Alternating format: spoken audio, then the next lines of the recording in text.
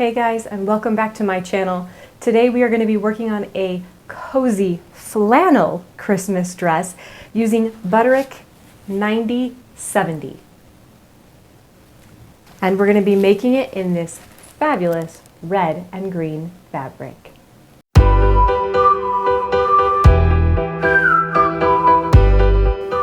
Okay guys, last year for Christmas I made this lovely lady, blue and white snowflakes, and I really love this dress. I am happy with how it turned out despite the bumps in the road that I came across last year. And while I absolutely could wear it again this year because I like it so much, I thought, what the heck? Let's make another festive dress. Now, last year I would say my theme would have been Jack Frost, or perhaps Jacqueline Frost. This year I thought I would go a little bit more traditional with traditional red and green and maybe a little bit of a young Mrs. Claus theme. I am going to go ahead and use one of my old Butterick patterns, Butterick 9070, and as you can see, it has two different styles. It has this full skirt style, which we did last year, in a different pattern, but a full skirt. And it has this narrow straight skirt or pencil skirt here. And I think that is the style that I would like to do this year. I did pick up two different flannel fabrics because after all, it's awfully cold at the North Pole. You want to be cozy and warm in a lovely flannel. So I grabbed this beautiful green to do the midsection of the dress in, and this lovely red and green plaid to do the top and the bottom skirt in.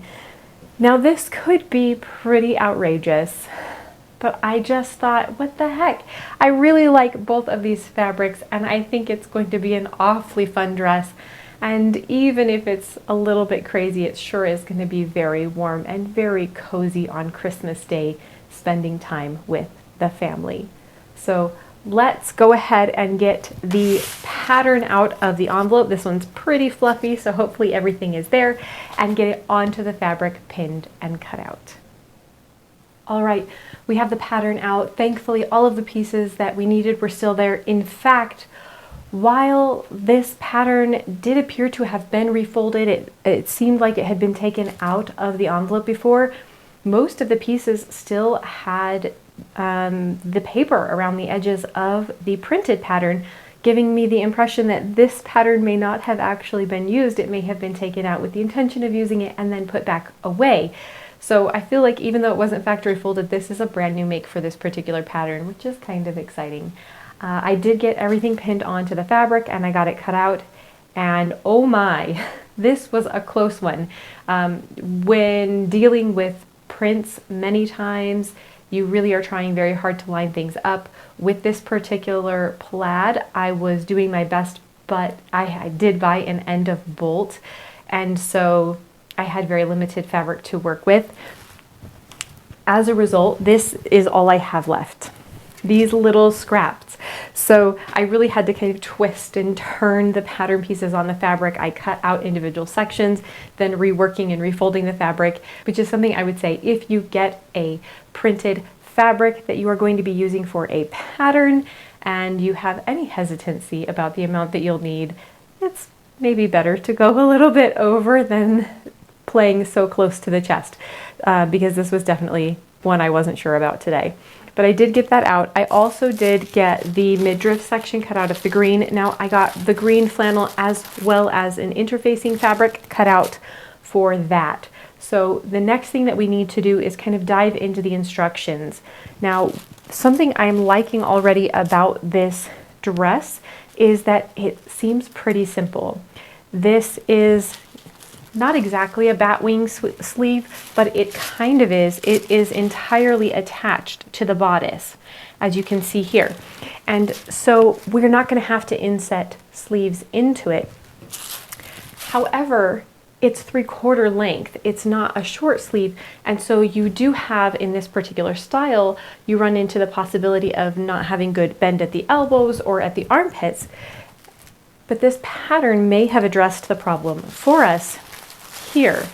And it looks like it's going to be having us put some darts along the bottom portion of the sleeve on the back side to create kind of a curved sleeve that should come around your arms.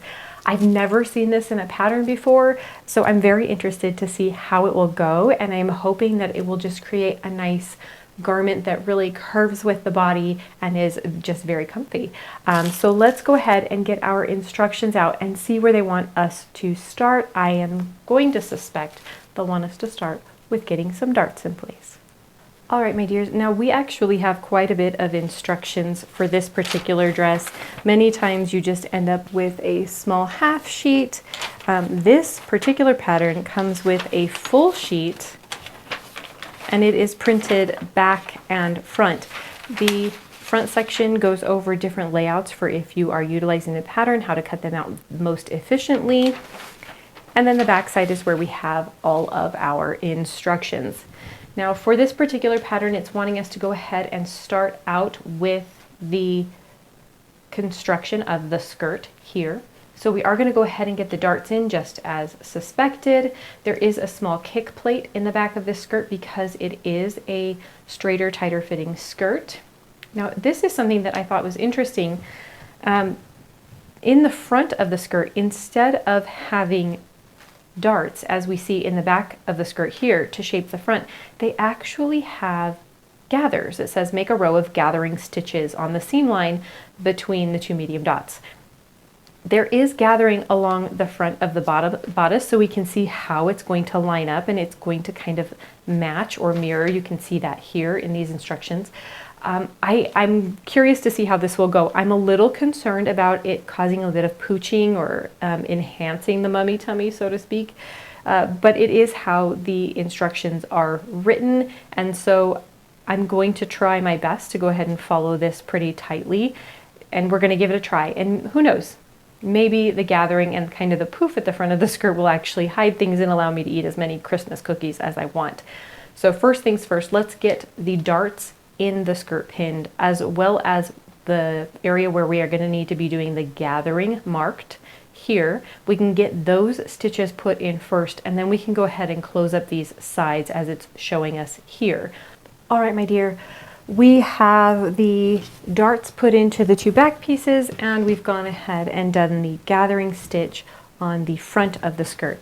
Now the gathering stitch on the front of the skirt I have lightly gathered, but I have left really long tails on these threads, and I'm going to leave them like that until we are ready to match the skirt with the bodice, because we want to make sure that these gather stitches can help ease the front skirt into the bottom portion of the bodice, and we're not really going to know exactly what that measurement is until we've got everything put together and the full construction complete.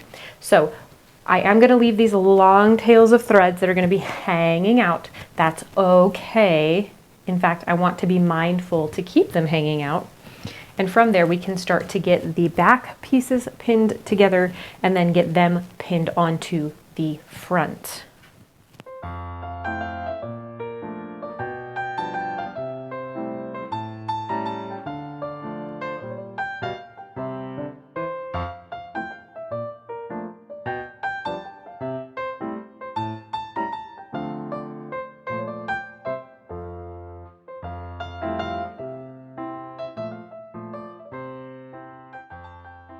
Right, now that we have completed the construction of our skirt, let's go ahead and move on to the bodice. Now this is the bodice for the long sleeve edition of this pattern. We are going to be doing bodice B, which is the 3/4 length sleeve. However, the initial construction is the same. The only real differences between bodice A and bodice B are the length of the sleeves, so we're not going to be leaving this bottom portion open for the button closure. It won't need it. And we are going to be going ahead and trimming the neckline down a little bit. See, this is our high neckline, this is our low neckline. But otherwise, the construction for this first portion is going to be the same no matter which bodice you choose. So it does want us to go ahead and start with the darts. The darts are here in the elbow pieces on the back portion of the bodice. And then just like on the skirt front portion, even in the back, we're going to be doing gathering stitches. We'll be doing those across the back portion of the bodice as well as across the front. And so this is almost going to give it a bloused out kind of look, And then everything is going to be given structure and nipped in, utilizing that waist section, the midriff section, okay, which will come after the construction of the bodice. So if we know what we're doing, we're going to go ahead and put our bodice together. And then we're looking forward to that next step, knowing that our bodice is going to need to start fitting into the midriff section. So we'll get the darts put in here. We'll get the gathering stitches here, and then we can get the front of the bodice sewn to the back of the bodice. Now this particular construction for a blouse is kind of great in that you don't have to inset the sleeves, so it makes it pretty darn quick. Now it does leave a bunch of fabric here between the arms, but that was the style of the period, so we're going to go ahead and roll with it. But all right, my dears, let's check back in with our instructions now that we have the main portion of the bodice put together. The next thing that we need to do after we've gotten the sides all put together and the under bust gathering in is to move right here. This is view B. This is the bodice top we are doing. We need to go ahead, and we've already eliminated the collar, so we've already brought the neckline down, but we do need to go ahead and add in our interfacing. I have chosen to go ahead and utilize the same fabric for the interfacing so that when it's rolled in, it'll be nice and soft to the skin, and of course it won't show. Now, to prevent us from seeing any of this rollout or from seeing a hem rollout, we will go ahead and do understitching as we have done in the past, which means we will put this onto the collar of our blouse, then pull it open, create our line of understitching before rolling the interfacing back and pressing it down. From there, it does say to go ahead and baste along the inside and then trim off the excess. So we'll go ahead and get that completed, and then we can move on to completing our midriff section. Okay, my dears, it's time to get cracking on the midriff of this dress so that we can put the top and bottom pieces together. Now for the midriff, it's actually a really simple pattern. There's no darts, there's no tucks, pleats, gathers, nothing fancy. It is really just a straight piece in terms of a band across the waist. Now it is shaped. You can see it has a little bit of shaping here for the under the bust, and it does have just a tiny, let's see if we can get that, a tiny bit of shaping here, and then the sides, of course, are at an angle to kind of nip in the waist here. Now, part of what's going to help nip in the waist and hold everything in place is the fact that we are going to go ahead and line this section. It calls for interfacing. The two interfacings that I have, under is a little bit too thin, and the other interfacing that I have is really too thick. It's like 4 coats, bags, things like that. So something that would have been done in the past to replace a standard interfacing is to use a tight weave fabric that's going to go ahead and give us some stability and structure. So that's what I'm going to use today. And we're going to go ahead and just get these pieces put together with our interfacing on the inside of our material here.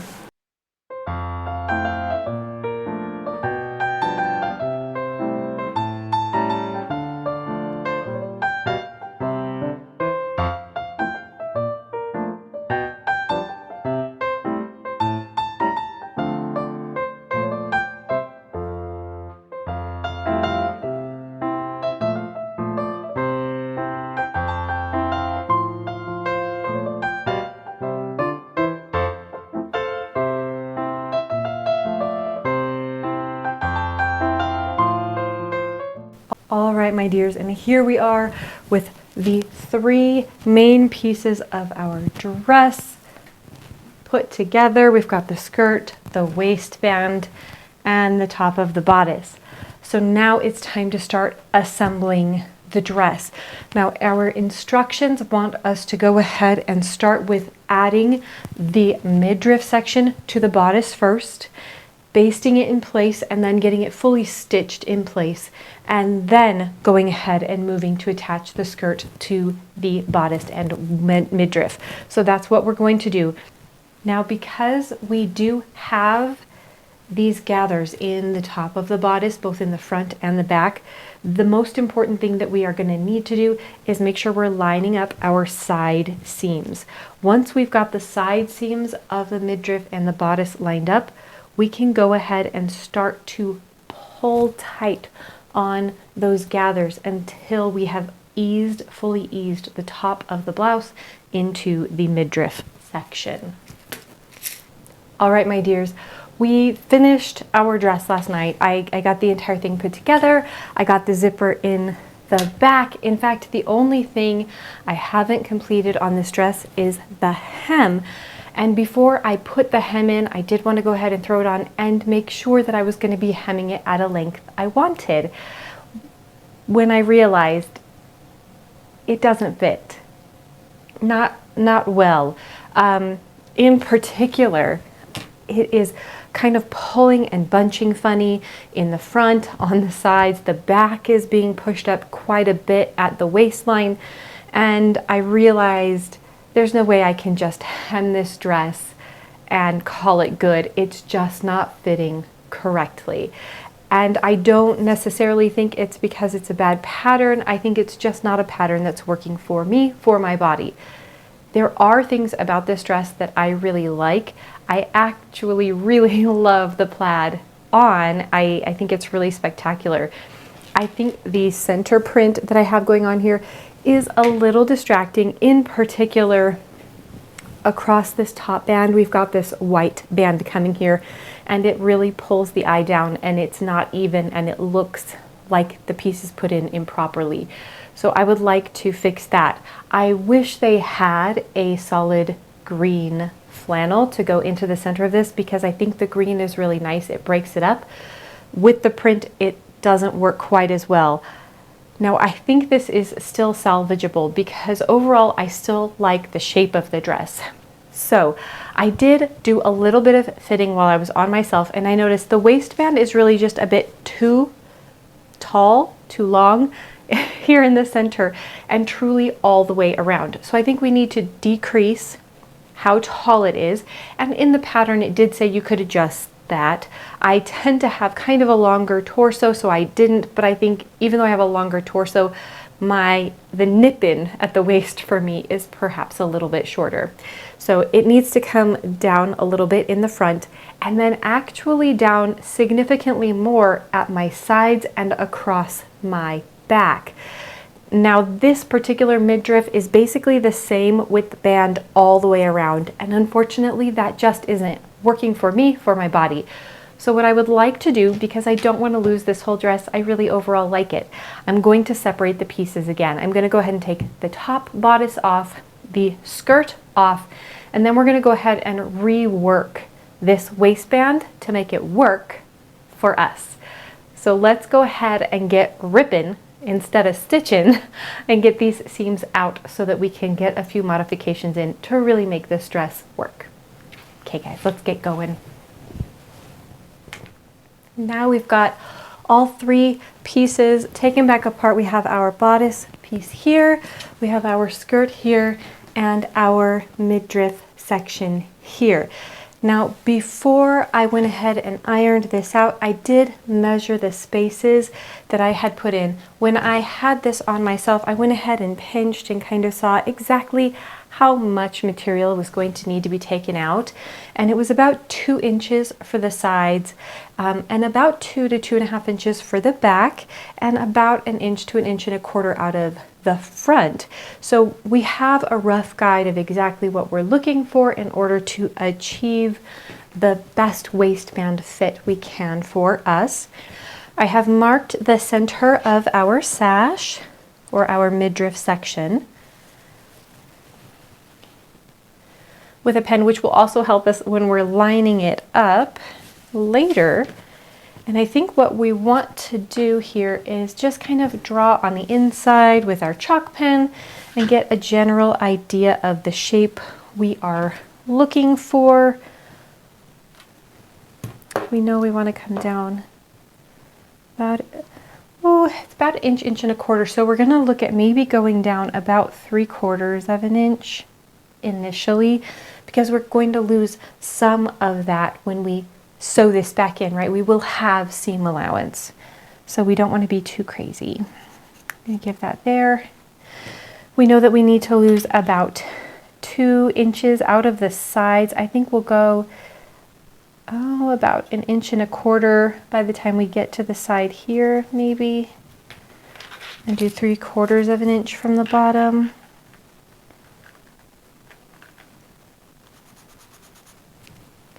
And probably about the same in the back so that it's kind of uniform. Maybe taper it in just a skosh more on the back.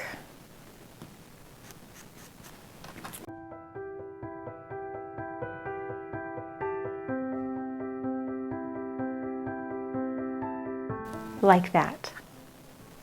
And now we have a basic shape we can follow with our scissors, and we can try to really smooth that line out as we go. If we take a little peek, I think we're definitely going to be getting rid of that white band we're not so fond of, and hopefully not cutting off the heads of any of our reindeer.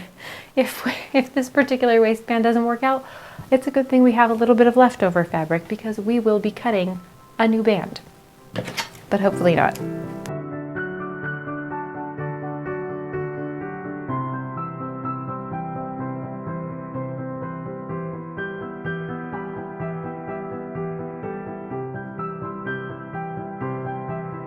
Okay, and now we can kind of see our band here, wider in the center and tapering down when we get to the waist sections over here.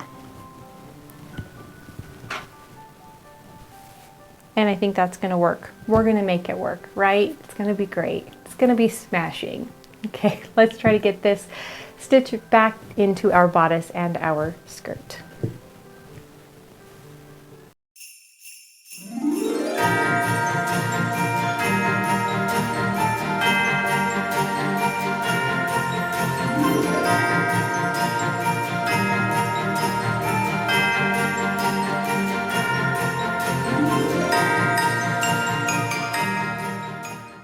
All right, my dears, let's talk wrap up on our Butterick pattern 9070. This pattern, we did go ahead and make it this week out of a cozy flannel with a Mrs. Claus theme for it. And goodness, I really love this dress. It's really soft. It's incredibly comfortable. I actually wore it around town all day today running errands with my family, and it was comfortable the entire time, and it's really pretty chilly here, and it was nice and warm. It worked well with tights, though I did need a nice slip under it because the flannel did want to kind of creep up just a little bit because it is a little bit more staticky, but with a nice slip I didn't have any problems at all with it. Overall, I really ended up loving the pattern material that I got. And while I did initially struggle a little bit with the green midriff section with the pattern not quite lining up nicely, the end product made me really, really happy. I liked how we got rid of the white line under the bust area. It made it nice and clean, and it really did create a nice nip-in at the waist, and it broke up the plaid patterns, which I think helped in a variety of ways. One, because this dress is cut in multiple pieces, multiple sections, a bodice on top and a skirt on bottom, I think separating the plaids was really, really important because they were never going to properly line up without having a large amount of fabric that you could work with to really try and line up every single seam. The other reason that I really liked breaking it up with the green is it really did define the waist, and it allowed the skirt to be nice and long, which I feel like gave me a nice long look as well. And as someone who is relatively short, that was an awfully nice feature of this pattern. The pattern itself went together fairly easily. The midriff section was the only part I really struggled with, and it was really just that it was a fit issue for me, for my body. I think depending on the person making it, a wide band midriff section could work really nicely if you have a really long waistline, or if you are rectangle shaped, you know, a long thin pillar style body, but for someone who is pear shaped, and I think honestly probably for someone who would be hourglass shaped as well, I think it does need that narrowing at the sides and narrowing across the back. And truly, that was the only alteration I made to this pattern, was changing the waistband. I was a little bit concerned when first reviewing the pattern instructions about the gathering in the skirt. Because it is a tight or close-fitting skirt, I thought that those gathers might create a bunchy appearance in the front of the skirt, as opposed to darts or pleats, which can help things lay very flat and smooth. But it turned out, the way this dress was designed, those little gathers, and they're very, very small, really actually kind of hid mummy tummy, which I was surprised at, because I thought, goodness, that's gonna make my tummy stick out even more, but it didn't. It disguises it, and that's awfully a nice feature, honestly. I could have chosen to make the arms longer. I didn't, but the elbow pleats are really, really lovely, and it does make this dress nice and bendable since the top portion of the bodice is cut out all in one piece. So it was very interesting to get to see a few pattern techniques and choices that I hadn't really seen before, and to see them come together really nicely in a garment and to work really nicely as well. I can't wait to wear this dress on Christmas, and honestly, I think I'll just wear it through the month of December. From here on out, like, I'm gonna have a snowflake dress, and I'm gonna have a red Mrs. Claus dress, and who knows, next year I'll make another one, and eventually I'll get to the point where I'll have a fabulous Christmas dress to wear every day of December. But overall, I'm very, very pleased, and I hope you all are as well. Thank you guys so much for joining me today. If you like hanging out in the sewing room, if you like vintage patterns and making vintage inspired garments, if you like costuming and making costumes, please hit that like and subscribe button. I would love to have you along on my journey. Thank you guys so much for joining me today. Bye.